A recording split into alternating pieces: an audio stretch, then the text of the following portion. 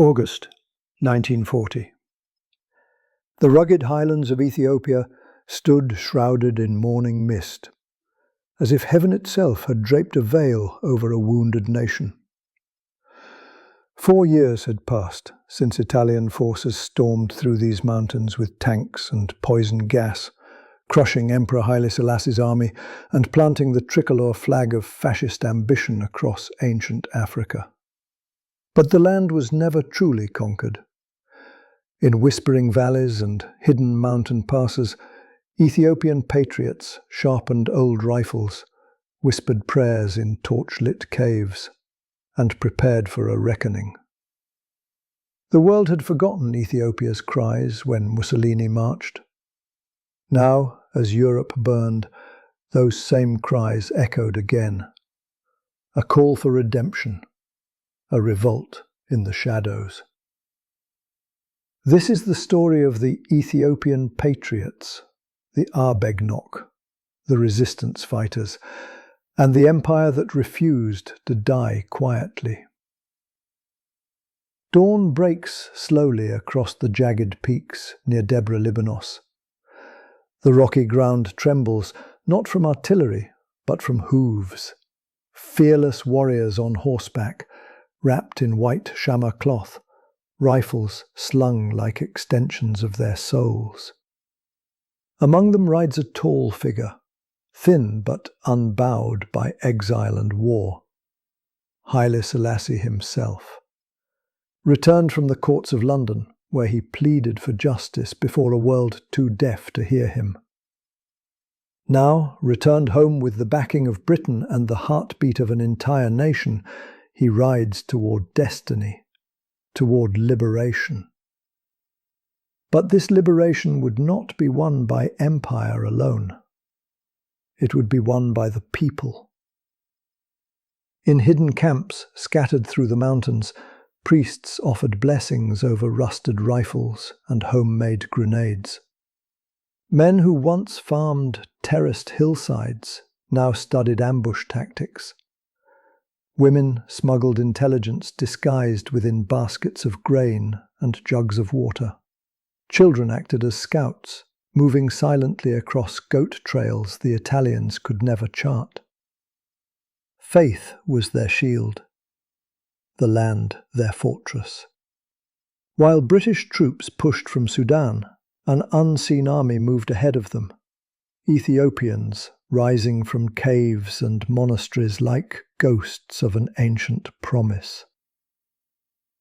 Their war was not fought for pay, nor for foreign strategy. It was for dignity, for soil, for memory. Every ridge conquered was sacred. Every Italian convoy ambushed, a prayer answered. In the town of Gondar, Italian officers drank bitter coffee and studied maps with nervous sweat on their brows. Reports flowed in, supply lines vanishing, outposts surrounded, patrols never returning. One commander whispered, "We defeated their army, not their spirit." Outside, the evening wind carried the low hum of distant singing. Warriors gathering courage through hymns older than Rome itself. As the fighting swelled, so did brutality. Italian reprisals fell like storms. Villages burned, elders executed, entire communities punished for refusing to kneel. But fire only hardened resolve. A farmer whose hut was razed joined the patriots by nightfall.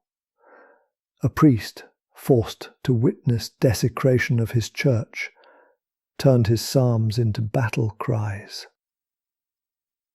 Oppression does not silence a nation, it awakens it. High in the hills of Shiwa, a young fighter named Tesfaye crouched among boulders, clutching his father's long rifle. Barefoot, exhausted, his clothes torn by thorns and war, he watched a convoy rumble below. Trucks, tanks, Italian soldiers laughing, sure of their strength. Tesfaye whispered to the mountain, to God, to his ancestors.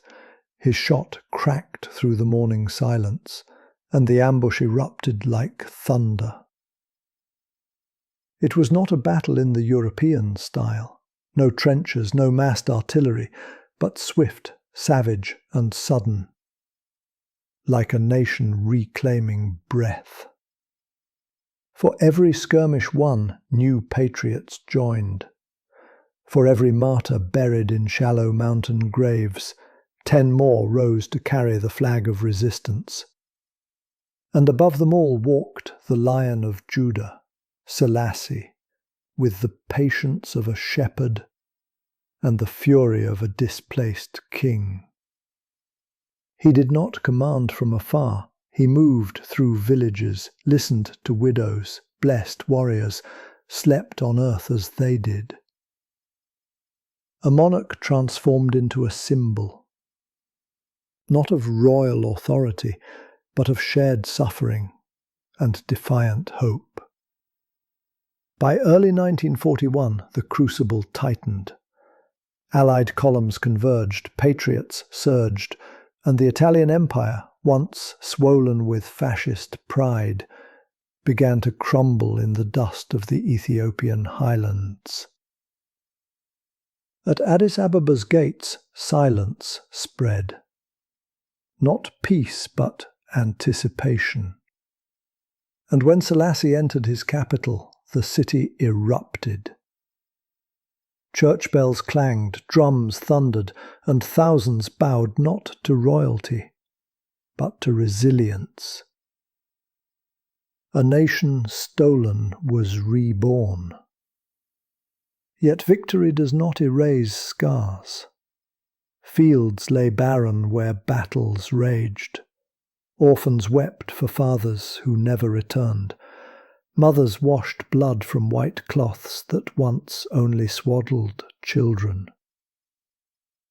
Liberation is glorious, but costly. And Ethiopia paid its price in full. The world would later focus on Europe's liberation, on the Pacific Islands, on Normandy and Stalingrad. But in Africa's mountains, before the world remembered honour, the forgotten resistance bled for freedom. They fought not with global armies behind them, but with faith, memory, and the relentless will of a people who refused to vanish. The war in Africa did not only happen with tanks rolling across desert sands. It lived here, in the ancient kingdom where empires broke themselves against spirit. In the end, the Italian eagle was torn down, and the Lion of Judah roared again, not through triumph alone, but through sacrifice, grief, and the unshakable truth that a nation cannot be conquered when its people choose to stand. The mist clears from the mountains.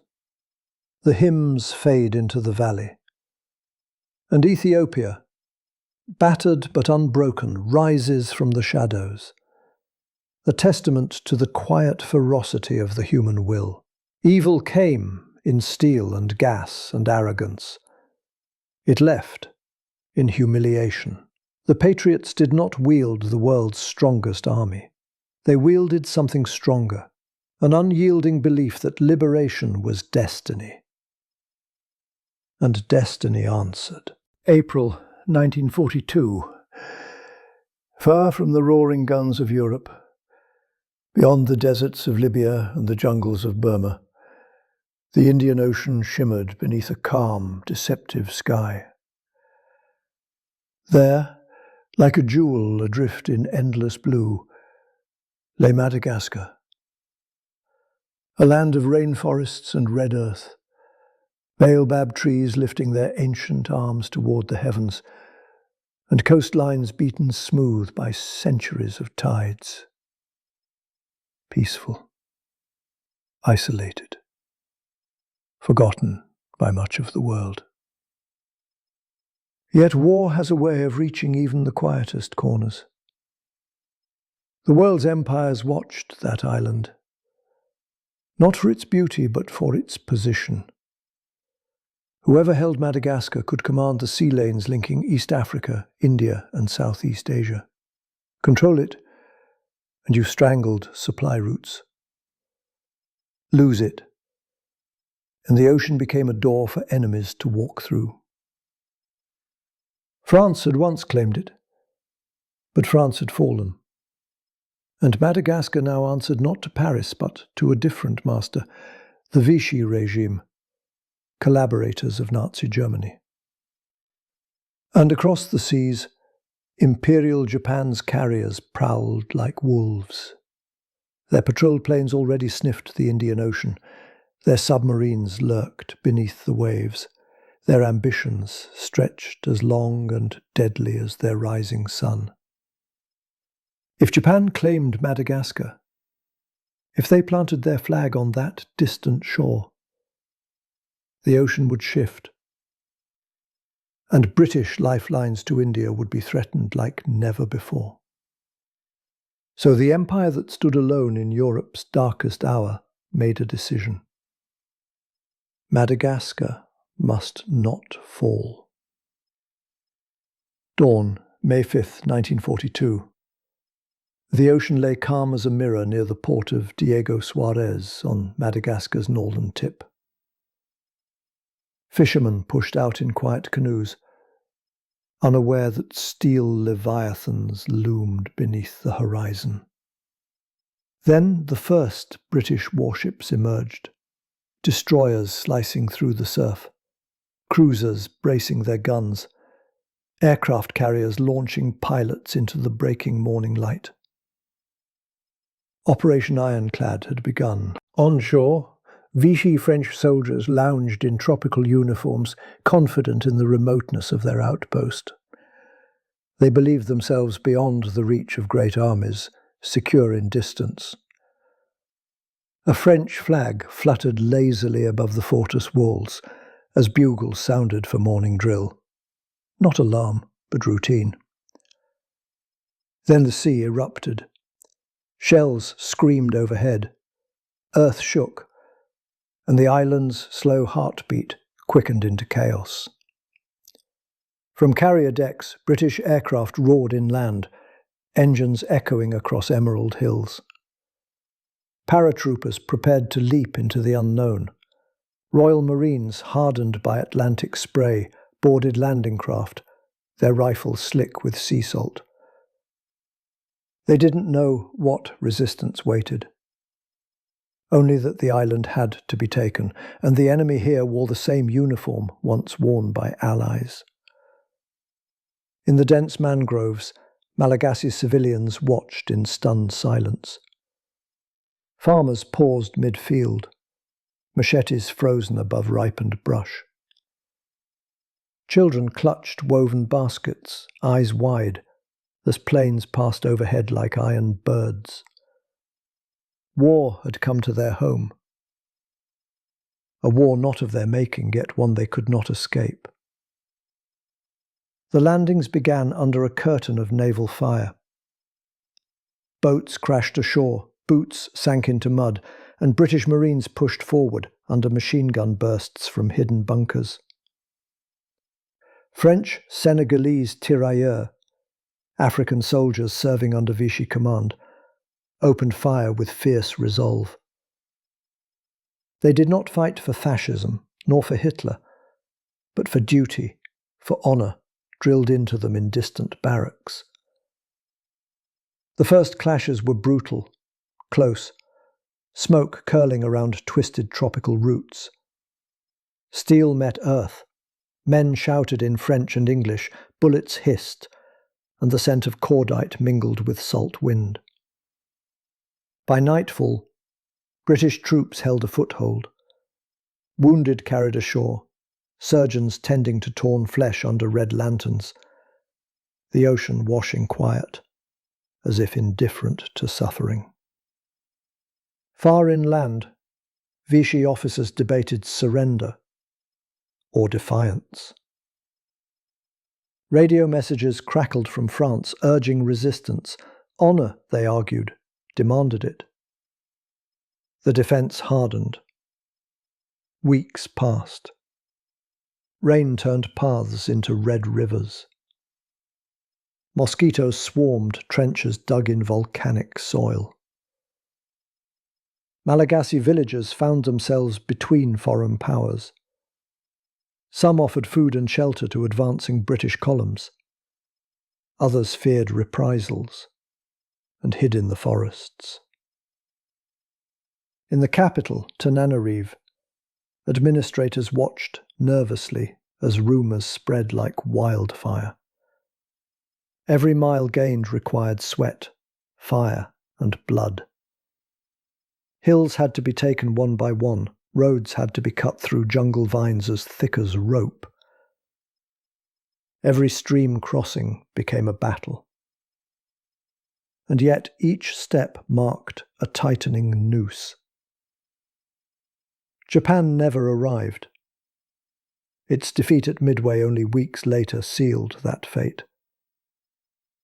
But the fear had already dictated strategy. Finally, after fierce fighting at Diego Suarez, after ambushes on dusty roads, after naval duels beneath starlit seas, the Vichy governor accepted the inevitable. His troops, proud yet exhausted, laid down their rifles. The British flag rose. Madagascar was secure. The world hardly noticed. London newspapers printed short columns. American readers shrugged. Even in Europe's capitals, the headlines focused elsewhere, on tanks charging across Ukraine, on Allied struggles in North Africa, on battles in skies over France. Madagascar slipped back into obscurity, as if war had never touched it. But on the island, memory lingered. In quiet cemeteries by the sea, white crosses marked the graves of French, British, and African soldiers alike, men pulled into conflict by politics far beyond their lives. Malagasy farmers returned to their fields, but beneath the soil lay fragments of uniforms, twisted casings, and rusted bayonets. Silent proof of a war the world forgot. Children would one day stumble upon them while planting sweet potatoes or digging for clay. Decades later, survivors spoke of it with distant eyes. Of British Marines offering rations to Malagasy villagers after the battle. Of Senegalese riflemen singing sorrowful songs as they boarded transports home. Of French officers saluting their adversaries with dignity, even in defeat. A small war, some called it. But for those who lived it, it was anything but small. For war, whether fought on famous shores or hidden islands, always demands a price.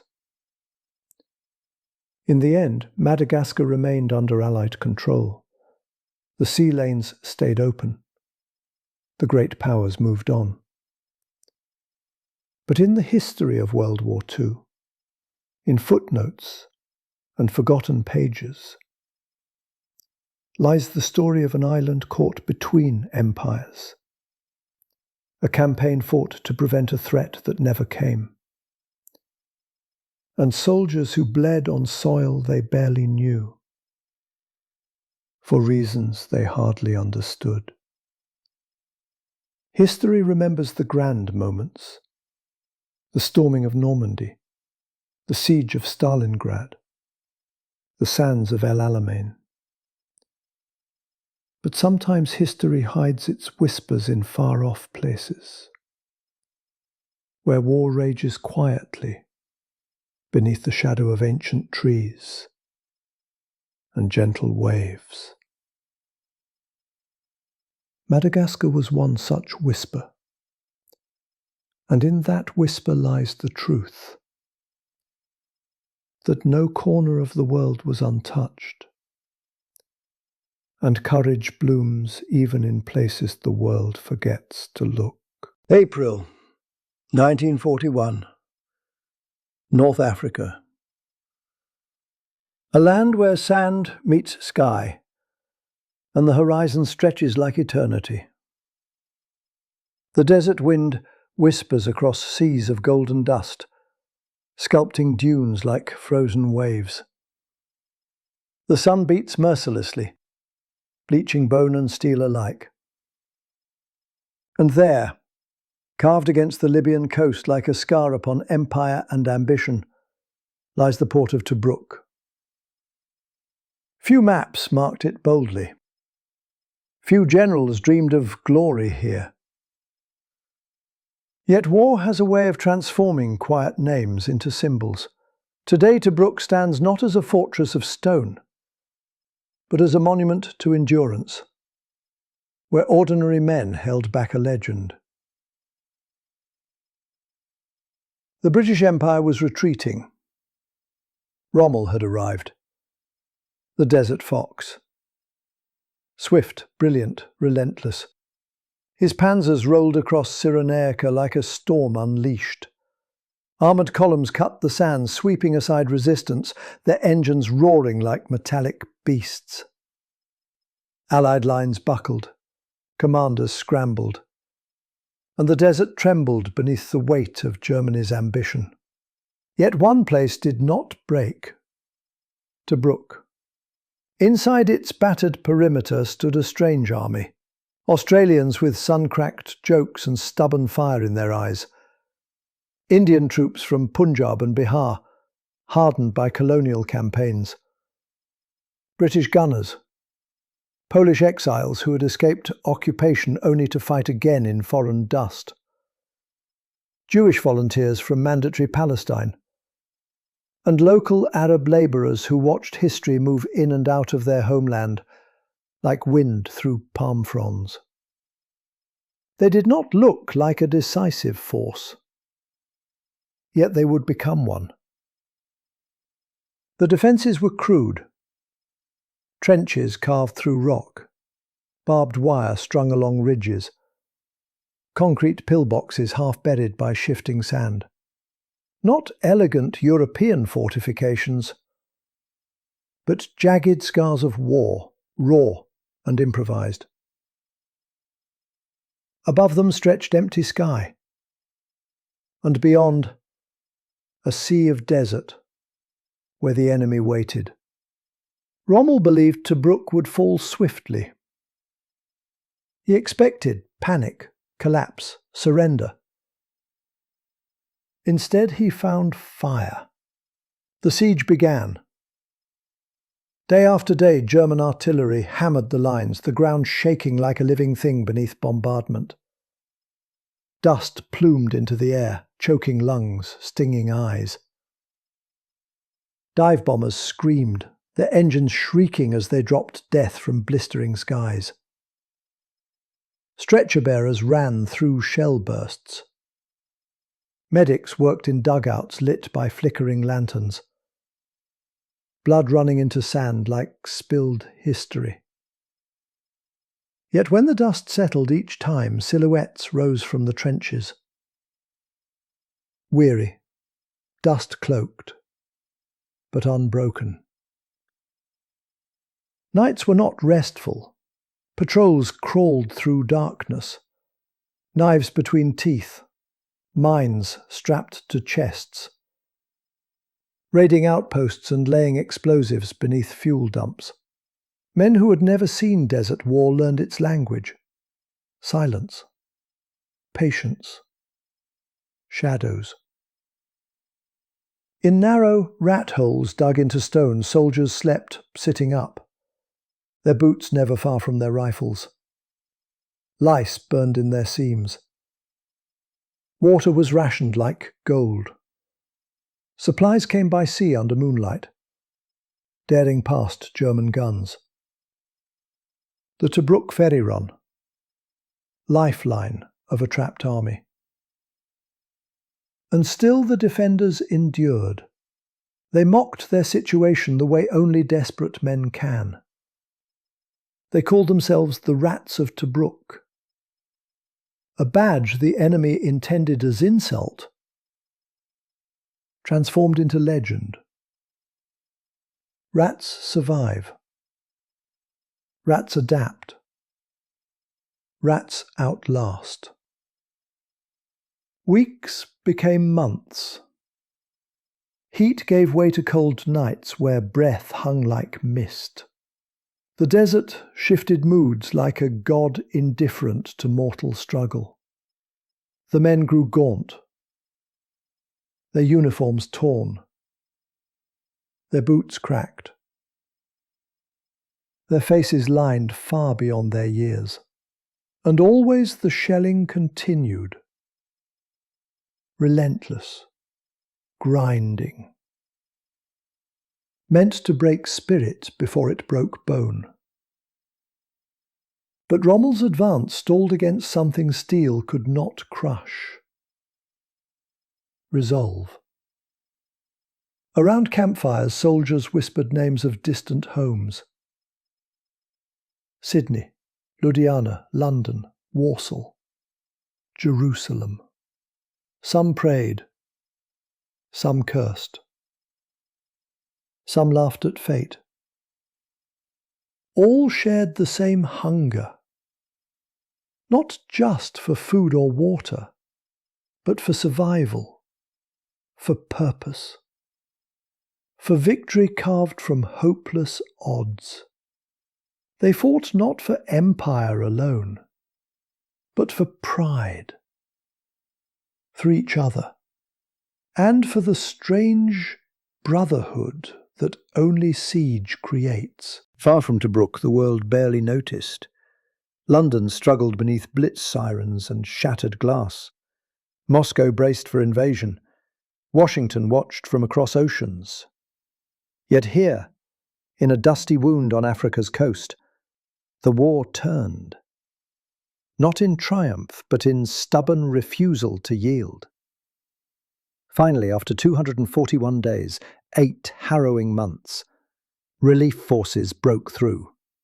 The siege lifted, the port breathed again.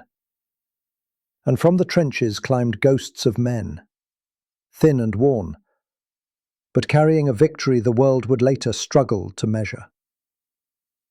They did not march proudly. They limped, leaning on each other, eyes sunken yet burning with quiet triumph. They had not merely defended a city. They had stalled a tide. They had proved Rommel could be stopped.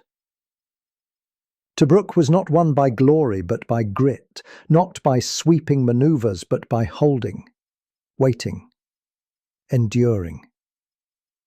It was a battlefield of thirst, dust and faith. A crucible where ordinary men discovered extraordinary strength. History often glorifies the decisive charge, the great offensive, the dramatic assault. Tobruk teaches another truth.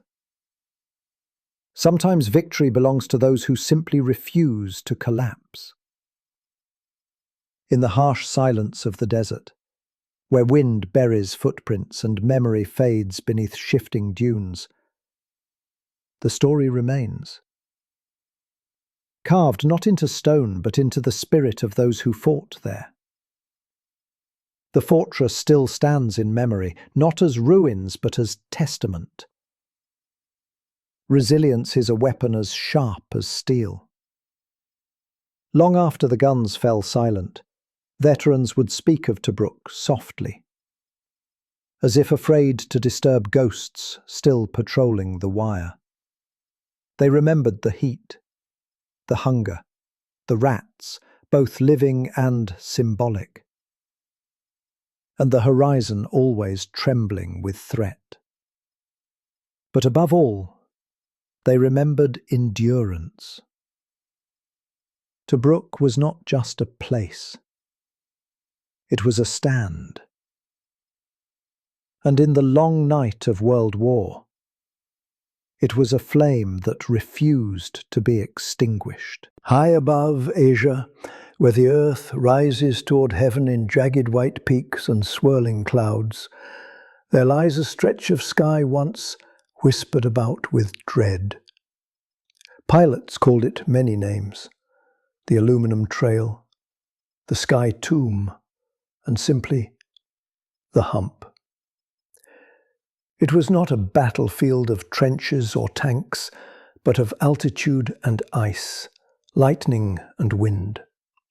A front where the enemy was nature itself, implacable, merciless, and vast. Yet through these frozen battlements flew men carrying the weight of nations. It was 1942. Burma had fallen. The Japanese tide rolled across Southeast Asia. The Burma Road, China's lifeline, was severed.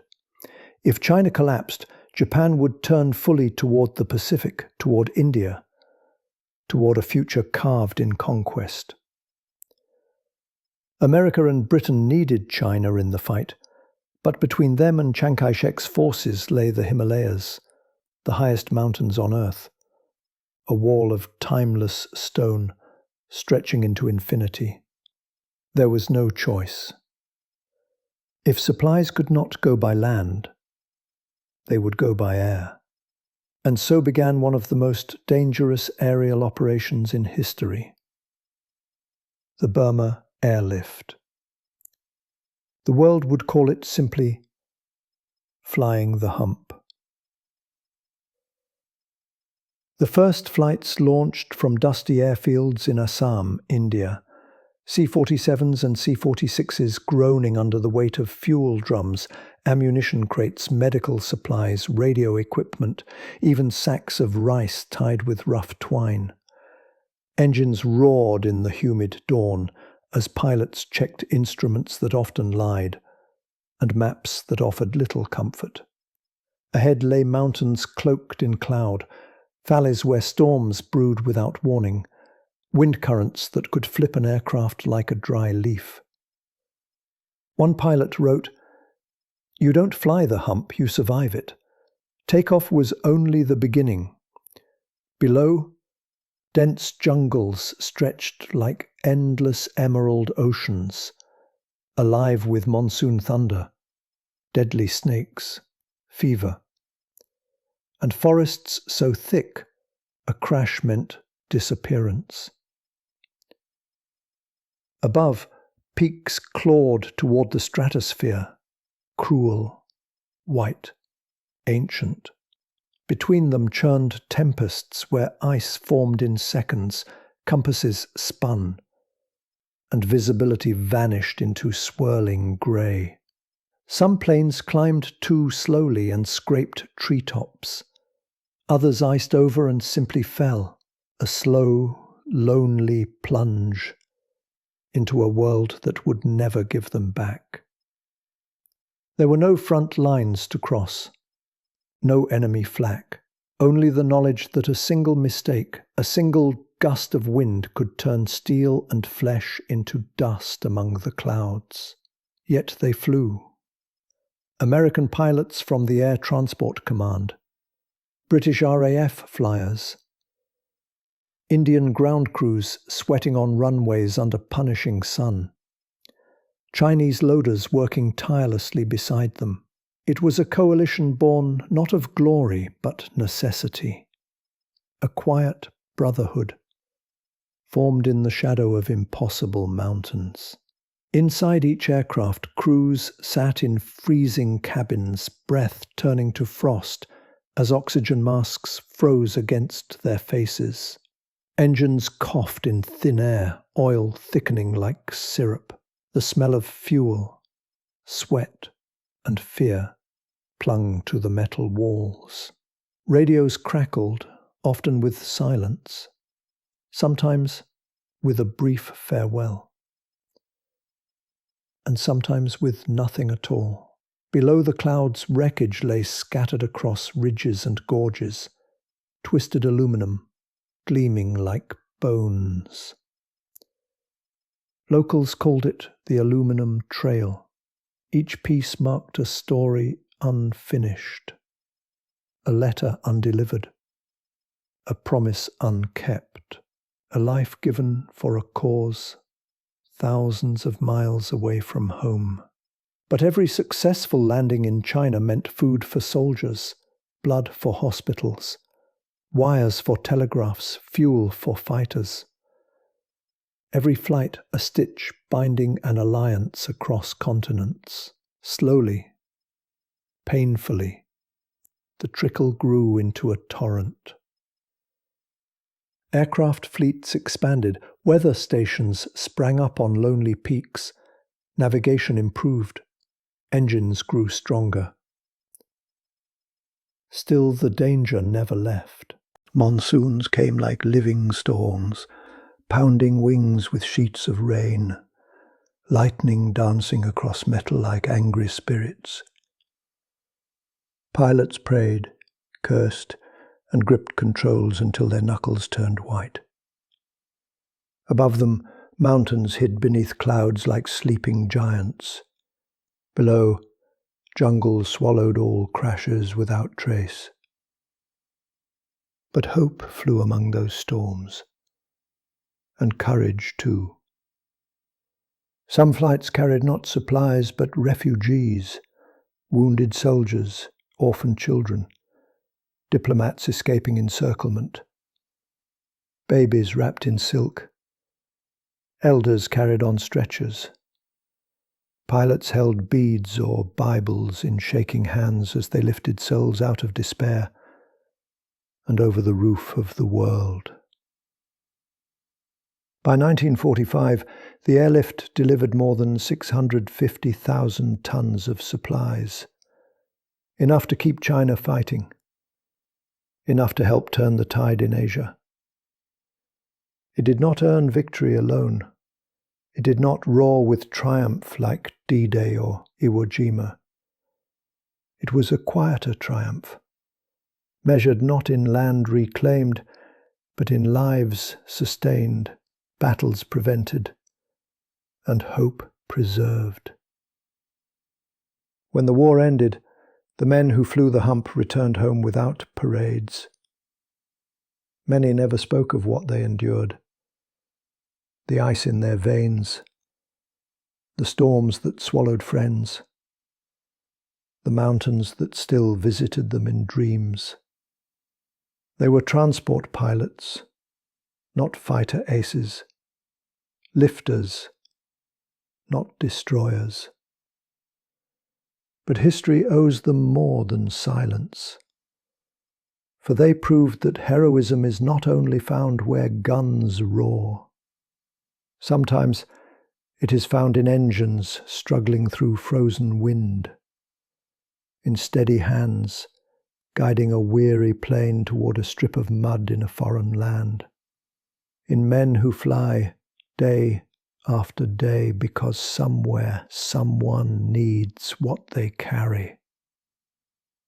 The Himalayas stand eternal, but through their heights a flight path endures, invisible, fragile, sacred.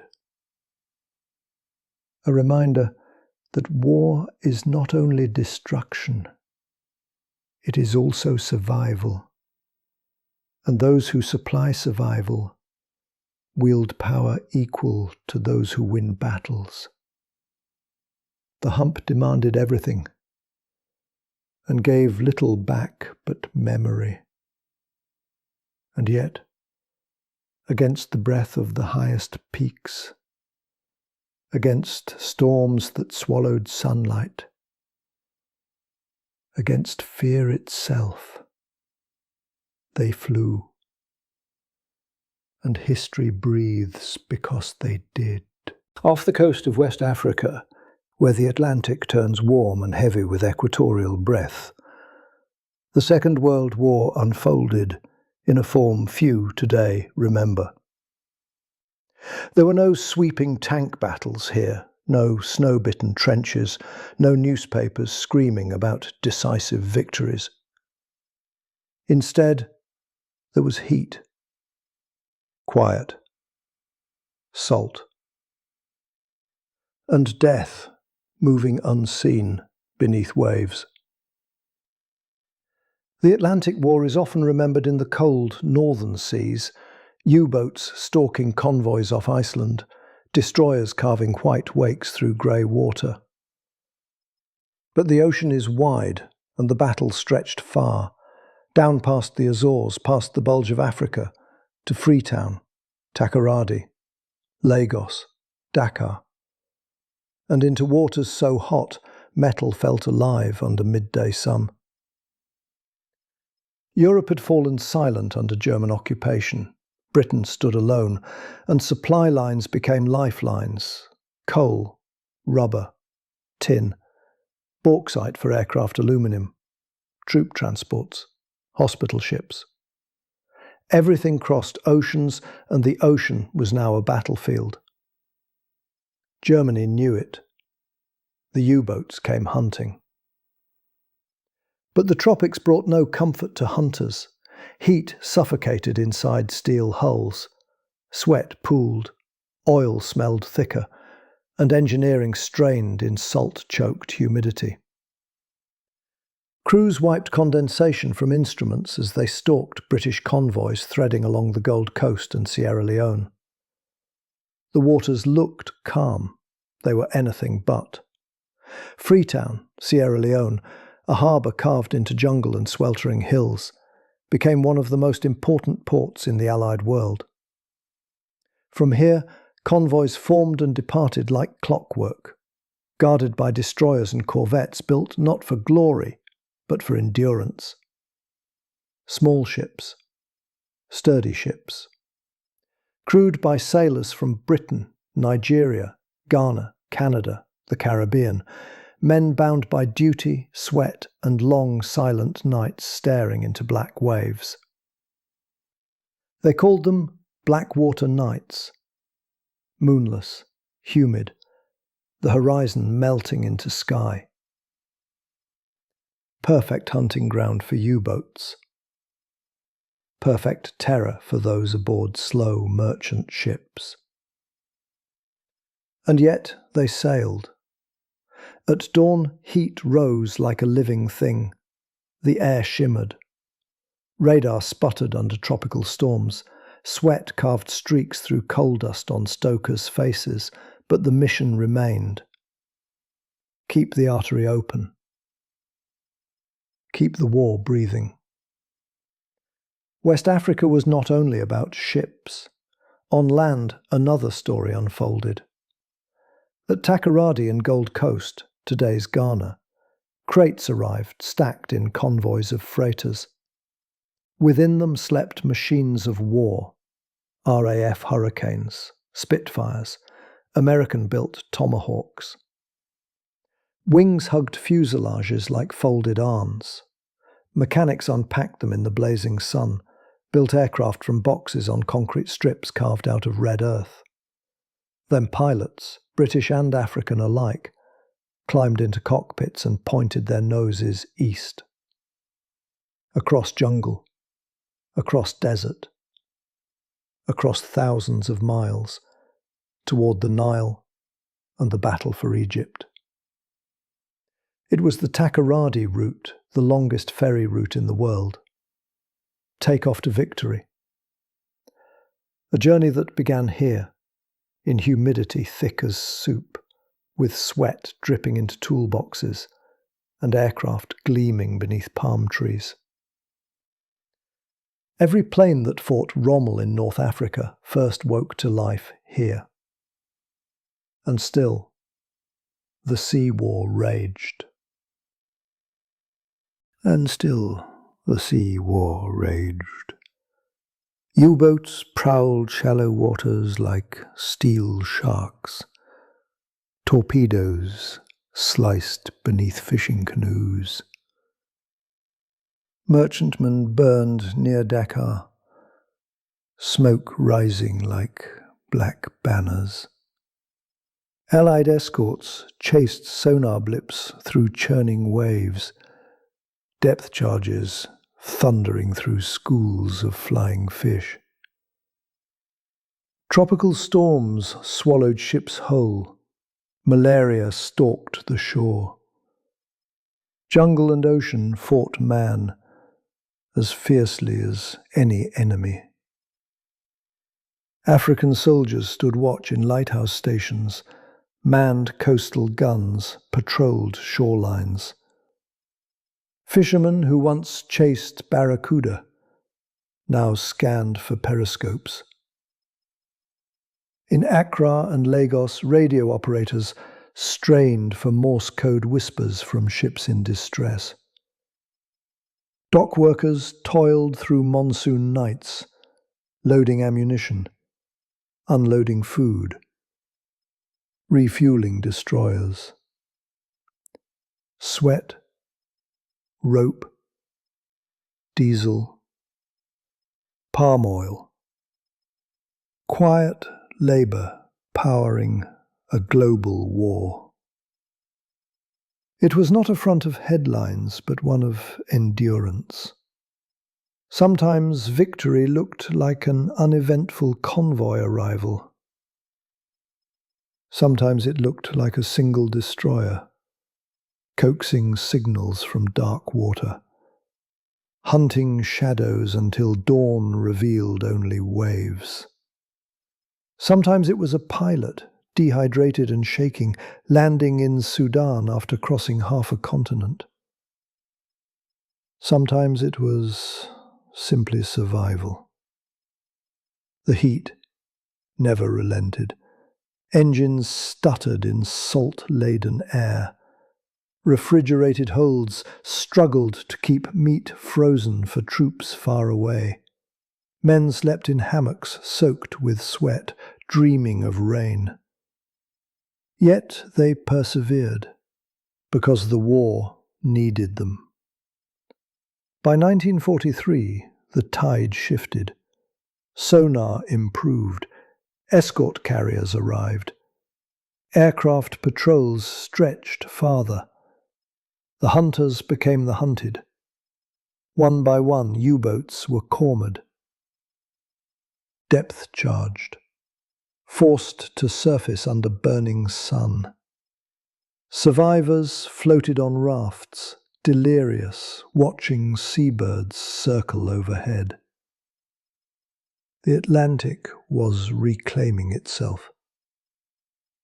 When victory finally rippled across the world in 1945, West Africa exhaled. Convoys slowed, ports quieted, the ocean calmed, though the seabed still held secrets. Steel coffins, twisted propellers, silent proof of war in unlikely waters. Not many monuments mark this place in history.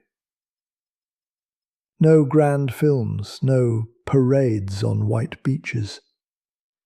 But somewhere in Freetown, in Tema, in Lagos, old men remember diving into warm water to pull crates from ships. Remember the songs sailors sang at dusk. Remember explosions heard far offshore, before silence returned like a tide.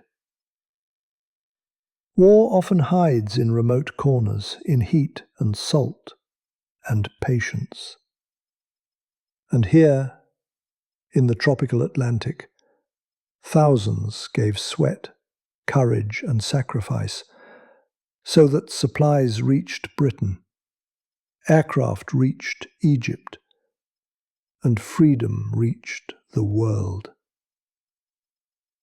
The ocean remembers. The wind remembers. And history, if we listen closely, whispers the truth. Sometimes the greatest battles are fought far from glory, in places where survival is the only victory. And that victory shapes everything.